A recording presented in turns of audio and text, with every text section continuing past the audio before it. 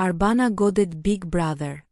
Tani vendos algoritmi, jo produksioni i famshëm. Arbana Osmani thumbon Big Brother. S'vendos më produksioni i famshëm, por algoritmet jam e lirë. Pak para nisjes së sezonit të ri të emisionit të saj në YouTube, Arbana Osmani ka zgjedhur t'i përgjigjet ndjekësve në një pyetësor të hapur në Instagram, dhe disa nga deklaratat e saj kanë ndezur rrjetin.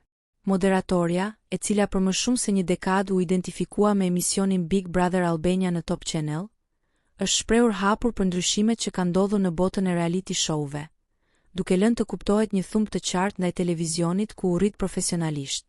E pyetur nëse do ta shohim sërish në një reality show në ndonjë televizion, Arbana tha: "Çdo vit vijnë ftesa për të drejtuar reality show me idenë për të sjellë diçka ngjitse si Big Brother dikur.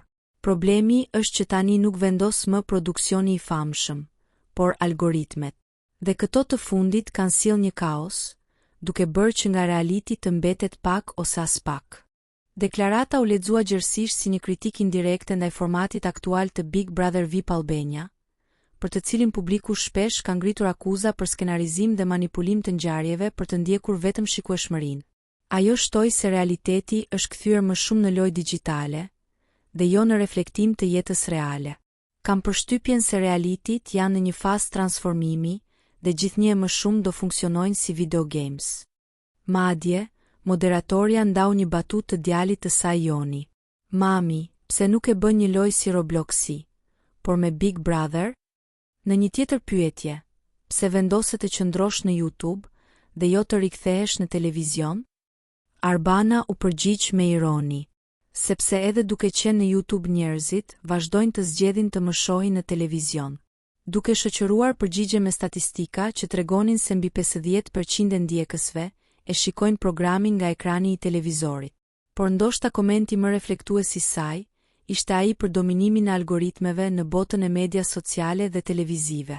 15 vite në Instagram, një vit në YouTube dhe kurs kam postuar për algoritme. Gjithçka ka qenë vetëm ndjesi personale. Më tmeron ideja se algoritmet po ndikojnë perceptimet dhe vendimet tona.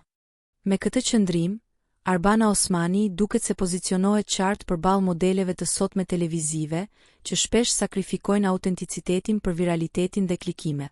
Ndërsa mirëmbrëma yje pritet të rikthehet së shpejti në YouTube.